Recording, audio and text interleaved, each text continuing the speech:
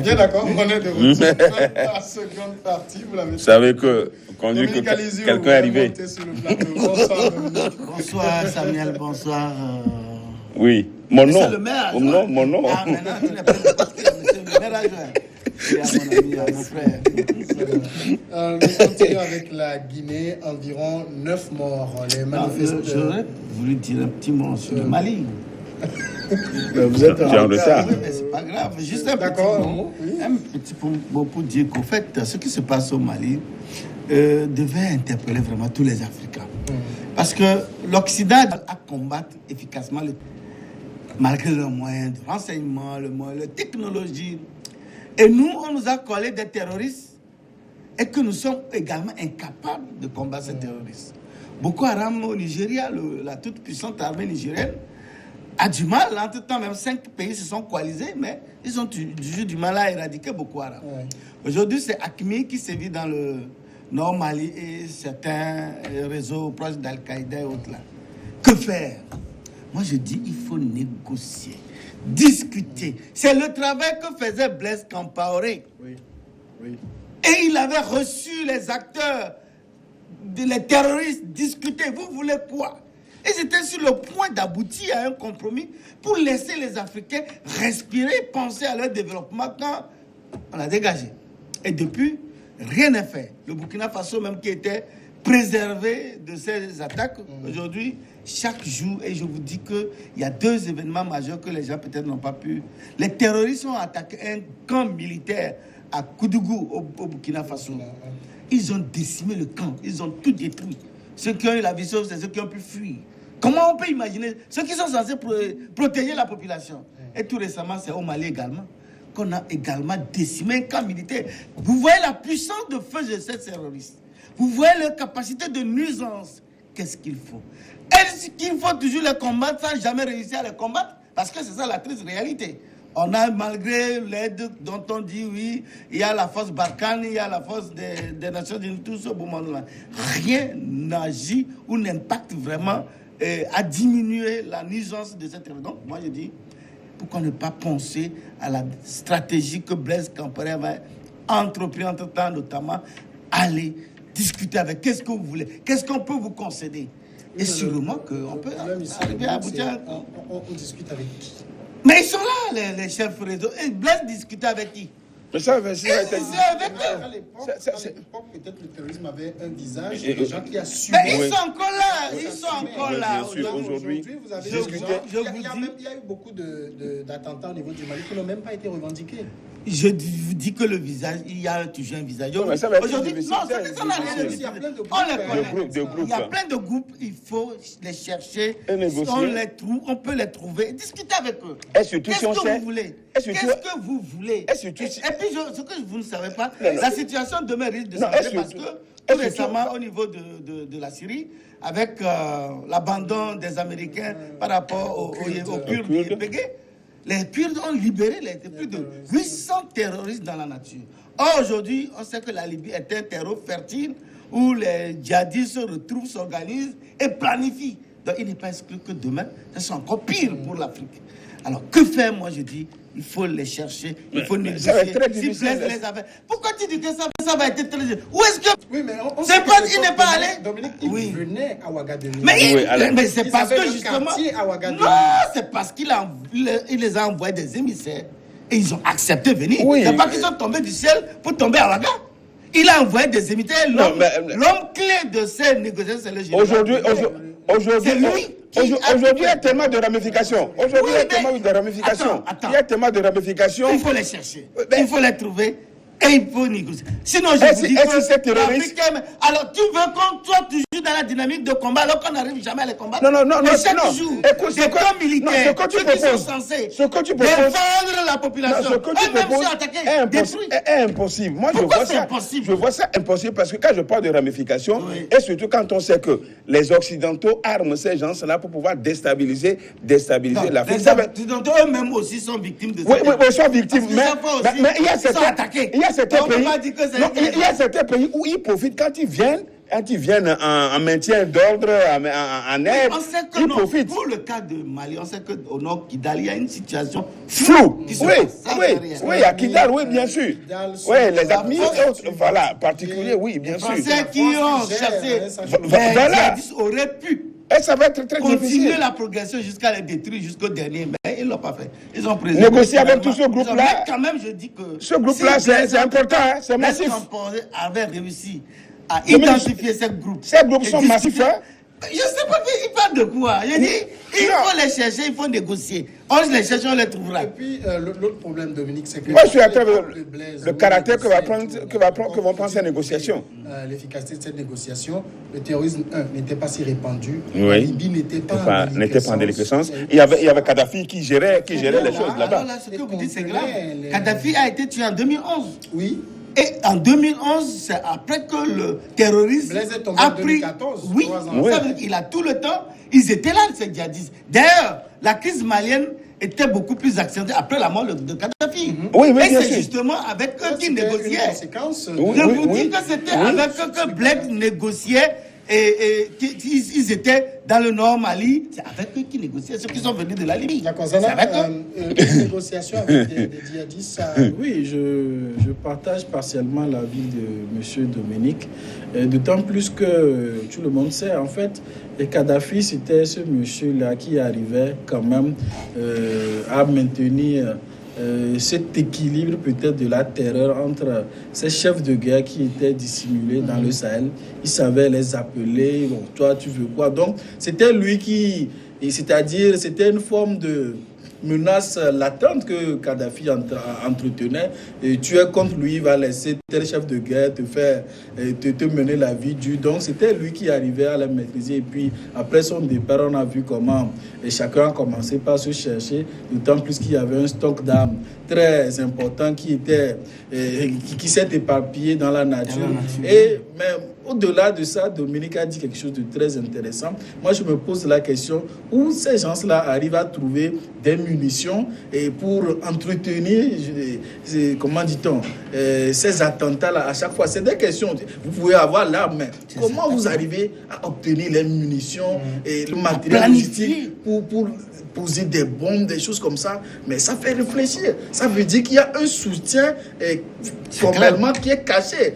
Peut-être au niveau d'un État ou bien... Non, il y a quelque chose, il y a quelqu'un qui finance ça, il y a quelqu'un qui entretient... Tout le monde sait. Voilà, il y a des gens qui financent. Donc, si on dit qu'il faut négocier, on sait qu'il y a quelqu'un qui finance. Et la première des choses, c'est d'aller vers ces bailleurs-là qui donnent des armes, qui donnent des munitions, et qui donnent parfois de l'argent. Peut-être on les connaît, mais on ne peut pas les nommer. Ou bien on ne peut pas les nommer. Ils vivent de ça. Ils vivent aussi des armes. Ils vivent des armes. Ils disent que ce sont les mêmes qui viennent avec leurs moyens militaires pour aider nos pays à chasser ces djihadistes. C'est les mêmes qui les arment. Bien sûr. Oui, mais il faut aussi faire très attention parce que généralement, les réseaux islamistes ont des appuis dans le Golfe où il y a certains richissimes hommes d'affaires. Il suffit d'avoir le radicalisme, l'islam radical. Et ils sont prêts à mettre de l'argent à cet effet. Certains ne connaissent même pas l'Afrique. Ils ne savent même pas où se situe l'Afrique. Mais le fait qu'il a pu... Non, si je le dis, c'est une manière de le dire. Mais c'est qu'ils n'ont jamais mis pied ici. Attends, il y a certains petits blancs qui ne connaissent pas l'Afrique. Oh non, mais ça, on n'en disconne pas. C'est pas que toi, à l'école déjà, on t'enseignait en classe de 6e l'Europe, les États-Unis, on te gavait. C'est payant. Mais les petits, ça ne les regarde pas. Ils n'ont jamais enseigné l'Afrique à leurs enfants. L'Afrique, c'est pas leur affaire. Mais l'Afrique, mais pas les pays. On ne leur apprend rien. Tu demandes c'est où le Togo, on dit mais Togo, c'est ce qu'elle. Donc, c'est dit quelque part aussi qu'il y a de ces réseaux islamistes, des richissimes hommes d'affaires qui ont de l'argent. Je ne sais même pas pourquoi ils ne pensent pas faire quelque chose de beaucoup plus utile que de financer, de donner l'argent aux agents. Parce qu'ils sont dans la dynamique du djihadisme. Non, justement. Pour eux, ils financent l'expansion de l'islam. Mais qui nuit? Mais ça nuit, parce que l'expansion là, avec des armes qui tuent, l'expansion de l'islam. Ils disent que Mahomet aussi avait combattu, avait apporté l'islam dans les contrées par la force. Dans eux aussi, c'est peut-être qu'ils ont oublié que Islam, ça vient de salam, qui veut dire la paix. La paix en réalité. L'islam, c'est une religion de paix en réalité. On va continuer avec la Guinée. Environ 9 morts. Les manifestations qui agitent la Guinée depuis le lundi ont eu des conséquences tragiques. C'est ce qu'ont reconnu mercredi les autorités de Conakry, alors que les opposants à un éventuel troisième mandat d'Alpha Condé comparaissent devant la justice et que la communauté internationale s'inquiète de l'escalade de la tension. Ces tensions alarment donc la communauté internationale dans ce pays. L'insuffisance de dialogue provoque une escalade de la tension avec des recours à la violence susceptibles de porter gravement atteinte aux acquis démocratiques, ont conjointement averti les représentants à Conakry de l'ONU, de la CEDEAO, de l'Union européenne, des États-Unis et de la France notamment. Nous appelons tous les acteurs à renouer le dialogue. Le dialogue, c'est justement ce qu'a proposé le pouvoir congolais, guinéen, aux opposants qui ne semblent pas être trop dans cette dynamique. Oui, il y a de quoi. Il y a eu des antécédents. On en sait que c'est Alpha Condé, l'un des médiateurs dans la crise togolaise. Et on a vu comment cela s'est terminé. Il y a de quoi pour que l'opposition guinéenne elle-même se pose des questions.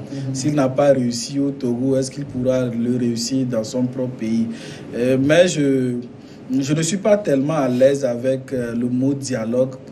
Soit il faut que la loi joue son rôle et il faut que les gens savent qu'ils ont, comment dit-on, élu des gens à l'Assemblée nationale et que c'est ces gens-là qui sont, comment dit-on, qui sont amenés à voter des lois, modifier la Constitution. Ce n'est pas un crime, c'est autorisé par la loi, mais encore qu'il faut quand même tenir compte de certains contextes qui sont propres au pays. On sait que c'est la modification des constitutions à la veille peut-être de la fin des mandats qui sont la source de beaucoup de crises.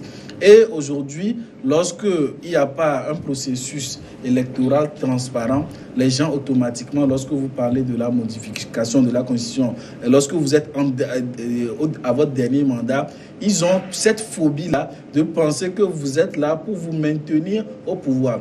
Je parie que si les règles électorales était clair, les gens m'ont dit il n'a qu'à faire son projet. Comme au Sénégal, où on a été battu. On va le battre aux élections. C'est parce que c'est de fait. Le gars, il est en fin de mandat, il modifie la Constitution. Il veut prolonger son... Et on sait que les règles ne sont pas claires en matière d'élection. Donc, il y a de quoi que les gens soient dans la rue pour exiger, comment dit-on, le respect de la Constitution et qu'on ne la touche pas. Pasteur Edo, est-ce qu'il n'est pas souhaitable que l'opposition, quand même, c'est vrai, Zana a parlé de transparence des scrutins, mais que l'opposition laisse le peuple guinéen se prononcer dans un référendum sur cette question?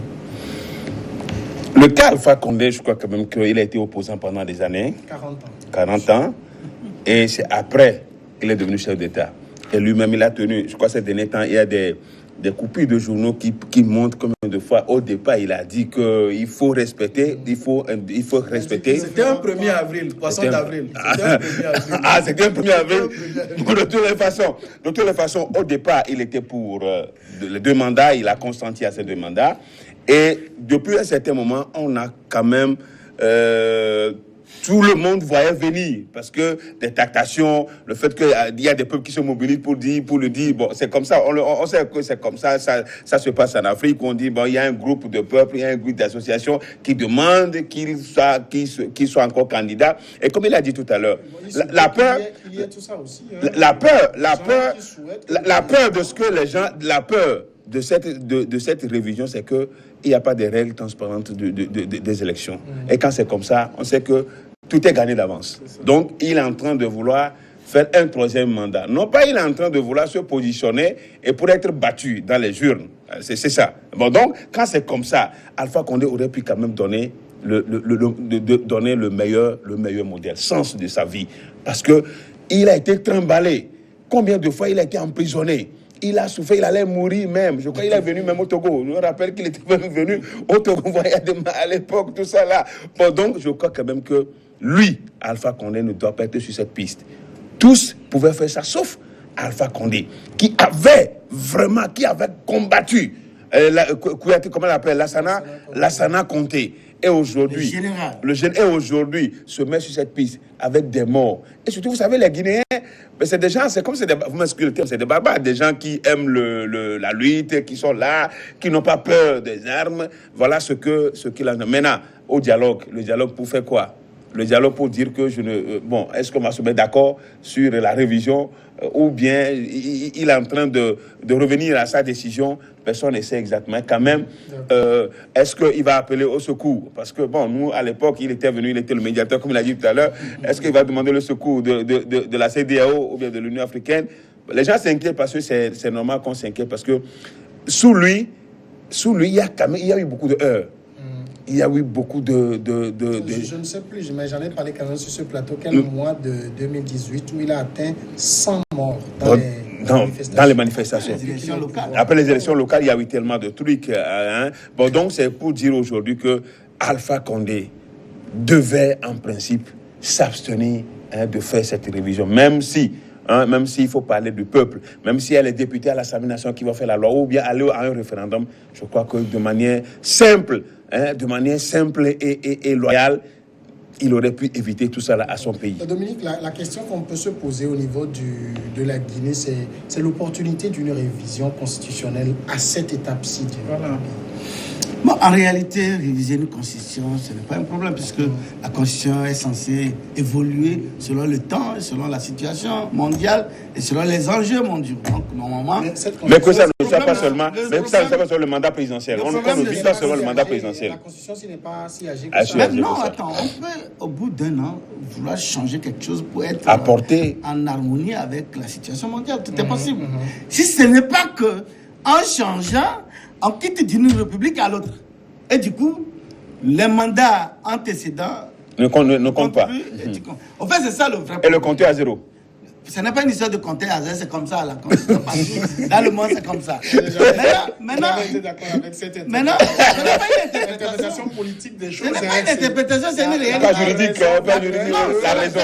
la raison. C'est justement. Il parle de la raison. C'est plutôt juridique. Il parle de la raison. Il parle de la raison.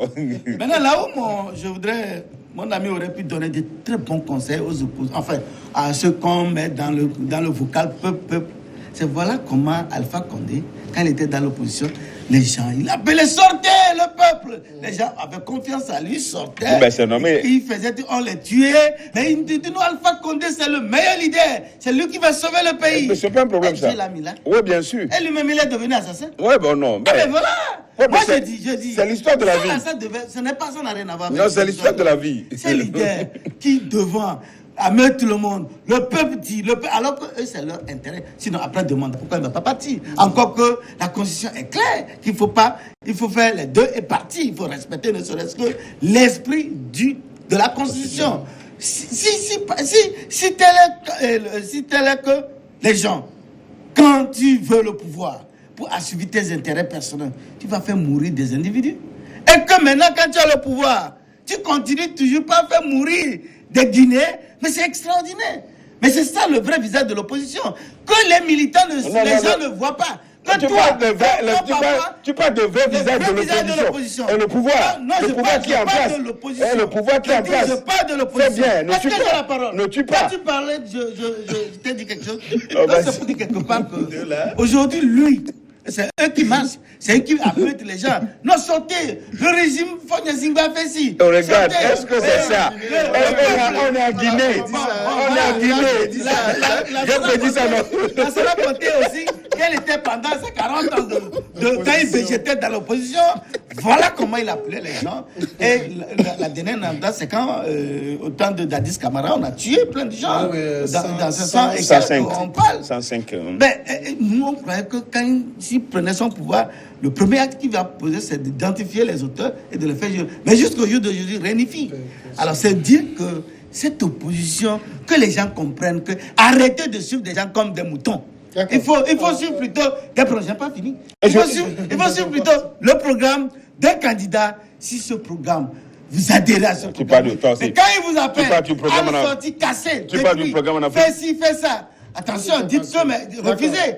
C'est la leçon que les gens ou les militants qui sont là, tu ne dis rien de ceux qui sont là. Et ce n'est même pas, le seul cas. Il y a Ouad également. Ouad dans l'opposition, les gens sont morts pour lui. Il est venu, il a fait pire que ce que Diouf faisait. Ouad a fait 30 ans d'opposition. Mais c'est ça. Les opposants carriéristes. Ah, c'est ça. Alors moi, et on te connaît également. Et donc, comme il les connaît, Dominique, on va discipliner le plateau. Je vais vous lire. J'ai eu des échanges hier avec un ami qui est en Guinée, qui m'écrit ceci. Je suis en Guinée depuis 2 mois et en ce moment, nous vivons une libre expression de l'opposition sous le couvert de la société civile, dans laquelle elle est partie prenante. Le peuple majoritaire de Guinée s'exprime pour l'adoption d'une nouvelle constitution. Dans l'ensemble, tout se passe très bien en Guinée. Pour preuve, je vous envoie quelques images sur la réalité, malgré les appels à l'incivisme du FNDC. En clair, pour lui, l'opposition a organisé quelques groupuscules dans des coins isolés pour semer la pagaille, mais la Guinée va très bien. Oui, en fait, c'est le paradoxe qu'il y a dans ce genre de situation. Il se peut que les manifestations ont lieu dans un coin de la ville, de l'autre bout de la ville, les gens sont dans un bar en train de boire. Cela ne veut pas dire qu'il y a pour autant la sérénité dans le pays. Donc, il ne faut pas faire de l'amalgame ou bien de la récupération politicienne. Il faut tenir compte des enjeux, il faut tenir compte de la réalité. Aujourd'hui, et surtout la vie des gens quand les gens meurent. Voilà, aujourd'hui, la situation, elle est très inquiétante en Guinée. Mais généralement, ceux qui sont dans la rue ne sont pas forcément les majoritaires non plus. Oui, absolument, ils ne sont pas forcément les majoritaires. C'est vrai qu'on nous envoie des images pour dire, bon, c'est tout le peuple. Mais c'est un abus de langage.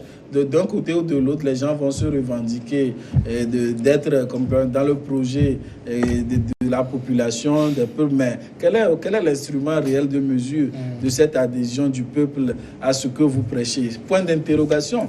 Et le critère formidable en démocratie, c'est les élections, c'est dans les urnes. Malheureusement, ça ne suscite pas l'adhésion de tout le monde parce que les règles ne sont pas claires. On a vu ce que les élections locales ont donné en Guinée lorsque les résultats ont été proclamés. Donc c'est autant d'inquiétudes. C'est toute peut-être l'Afrique, et sinon une bonne partie qui en souffre. Parfois, c'est des petites coquilles qui sont glissées même au sein de la Constitution, qui entraînent des interprétations sous diverses formes. Il y en a plusieurs au Togo, même au sein de notre Constitution. Parfois, c'est des textes de loi qui se contredisent. Peut-être c'est un flou qui est laissé sciemment pour aller... Point d'interrogation. Il y a beaucoup de choses à corriger dans notre constitutionnalisme et il faut qu'on essaie de clarifier les choses une fois pour de bon, permettre une bonne lecture des textes pour que aussi bien ils soient respectés sur la forme que dans l'esprit de la loi elle-même. Pasteur Edo, le dialogue, il est possible aujourd'hui? C'est la seule voie pour sortir? Alors dire aujourd'hui qu'il y a la sérénité en Guinée, c'est se tromper. Oui, bien sûr, parce que la situation, moi j'ai suivi sur la télévision guinéenne où le ministre des Affaires étrangères appelle au dialogue. Quand c'est comme ça, puisque le dialogue là, le camp Alpha Condé ne l'avait pas voulu. Mais c'est parce qu'il y a des manifestations. Organiser des consultations. Non, mais maintenant, quand il parle de dialogue, c'est que la situation a atteint quand même un certain degré. C'est pourquoi il appelle au dialogue. Mais le dialogue, il faut se parler. Il faut se parler, il faut continuer de se parler. En se parlant, on peut se dire des choses qui puissent permettre au pays d'avancer. Maintenant, est-ce que c'est franc? C'est la question. Est-ce que c'est sincère, cet appel au dialogue? Est-ce que c'est sincère? C'est pour déboucher sur quoi? C'est pour déboucher sur quoi? Sur la révision, sur le référendum, ou bien sur le retrait d'Alpha Condé. Alpha Condé veut retirer son projet de troisième mandat. Bon, donc, voilà tout ça. Voilà tout ça. Mais les gens manifestent parce que les gens, déjà autour de lui, il y a déjà là une adhésion. La question, je vous dis, par exemple, il y a le ministre de l'administration territoriale guinéenne qui a dit il a suffi juste que le mot constitution soit prononcé pour que certains partent dans toutes les interprétations. Oui, ça peut être. Je crois que ça peut être. C'est des mesures. C'est des mesures pour anticiper sur le projet. Il se peut que dans l'intention d'Alpha Condé, il n'y a pas l'envie de toucher à la limitation de mandat. Chaque fois qu'on lui pose cette question, il s'énerve. Chaque fois qu'on pose cette question à Alpha Condé sur les médias, il s'énerve. Il ne veut même pas être. Il n'a jamais été clair. Je crois que vous me comprenez. Chacun suit. Il n'a jamais été clair. Pourquoi ne pas dire comme ici au Niger, qui dit il ne fera pas un 3e mandat. C'est fini pour lui. Donc il ne l'a jamais dit. Donc quand il est flou, ben, les gens lui prennent des intentions. C'est pourquoi d'ailleurs ces manifestations, il faut qu'il soit clair pour dire il ne fera pas un 3e mandat. Et puis c'est fini. Je crois que ce serait la fin du dialogue. Je dois prendre la parole pour clarifier ses intentions. Il peut le clarifier et puis faire votre demain.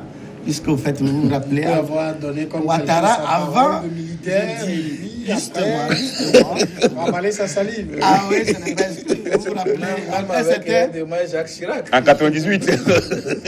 non, là c'est le peuple qui a demandé. Ah, l'abus dont parlait tout à l'heure, c'est l'abus. Vous vous rappelez Alassane Ouattara à la veille, il dit non, lui c'est juste pour refaire la constitution pour que lui ne... Mais depuis que la constitution a été retouchée, mais son langage a changé. Ça va aller. Bon, il va voir et le peuple décidera. Et un bon matin, vous allez voir. Non, peut-être qu'il est en train de partir, puisqu'il est en train de trouver des dauphins. Il a déjà quel dauphin? Ah bah, en tout cas. Ça dit quelque part que, en réalité, lorsque nous prenons le cas guinéen, Alpha Condé a fait beaucoup de choses pour la Guinée. Il a résolu 2 problèmes majeurs. Sinon, il y en avait 3. Mais la nature a réglé. Il y a 3 généraux. Le général Lansana Conté, paix à son âme, coupure générale d'eau, coupure générale d'électricité. Mais depuis qu'il est venu, il a fait un barrage de près de 200 et quelques mégawatts et qui a résolu en partie cette coupure intempestive. Je suis allé à Conakry, mais c'était vraiment... Au niveau de l'eau aussi, il y a quand même aussi des efforts, une amélioration. Et il y a des extensions de l'eau dans les banlieues de Conakry et autres. Les banlieues sont desservies aujourd'hui en eau potable. Donc, au fait, il se dit que bon, j'ai fait, je peux encore continuer par faire davantage le peuple guinéen. C'est-à-dire qu'il a un bon bilan. Et le mot fétiche, c'est parachevé. Le mot fétiche, c'est parachevé. Là où c'est que vous ne maîtrisez pas, là où c'est que... Et l'autre là, son opposant, c'est un peu. Et les Peuls, on les appelle en Guinée des truands. Et donc beaucoup pensent que laisser ce peuple prendre le pouvoir, c'est amener encore la Guinée dans des lendemains incertains. On va aller à la pause et on revient juste dans une dizaine de minutes.